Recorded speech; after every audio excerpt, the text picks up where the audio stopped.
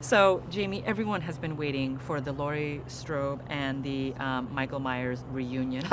So, what can fans expect in this edition?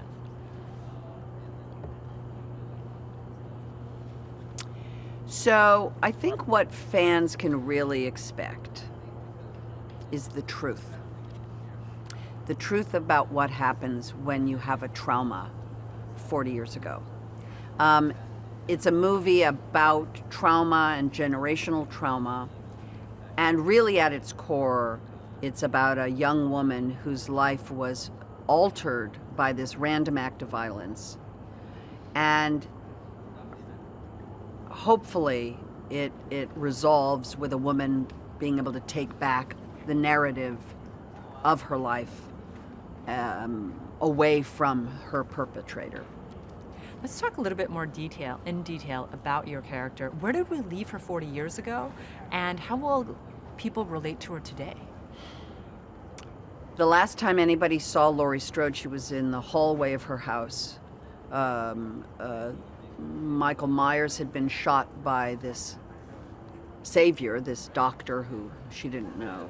And the last thing she said in the movie to the doctor was that it was the boogeyman, that she understood through the trauma of what occurred that there is a pure evil and that this creature was the boogeyman. That was the last time we saw her. Now, 40 years later, we find her living in isolation. She's had her child taken from her years ago.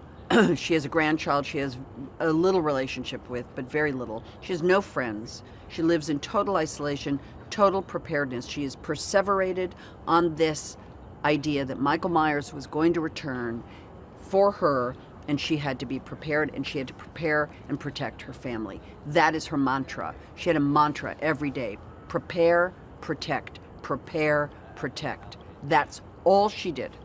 Eat, drink, sleep, prepare, protect. And that's who we see. So 40 years before, she was a victim of violence, and now 40 years later, she is this warrior, wounded warrior on the hunt. And speaking about the boogeyman, what do you think it is about Michael Myers that makes him so frightening? And you know that horror has evolved since we've seen him. So is it still the same fright level? Are we still going to get that from this edition of Halloween? You know, I can't tell what people are going to feel. I can tell you that I've seen the movie with audiences, and it is a very powerful reaction. David Gordon Green has made a very scary movie with some incredibly violent and shocking set pieces in the midst of a story about a wounded warrior, and it's extraordinary. What is it about Michael Myers that makes him so scary to everyone? I know that there are a lot of film schools where people have tried to understand and dissect what are the elements that make Michael Myers such a terrifying creature. I think there's the fact that he's human but inhuman. He's there but enigmatic.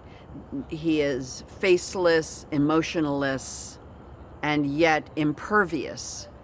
And that combination is just terrifying. It's hard to explain why. Hey, Lisa here with some horrifying movie facts for you. Though it's never stated in the film, the demon that takes possession of Regan McCann has a name, Pazuzu, which is taken from the name of the king of the demons in Assyrian and Babylonian mythology. Now, the poster for the Ghoulies, featuring a ghoulie popping out of a toilet, reportedly caused several angry mothers to write letters to the studio saying that their kids were too scared to use the bathroom after seeing the poster. And the original title for Texas Chainsaw Massacre was Head Cheese. The actor who plays Leatherface, Gunnar Hansen, had to wear 3-inch heels so he could tower over everyone in the cast, which made chase scenes a little more challenging to film. Keep up to date with all the latest releases by subscribing to our channel and checking the notification bell, and I'll see you next time.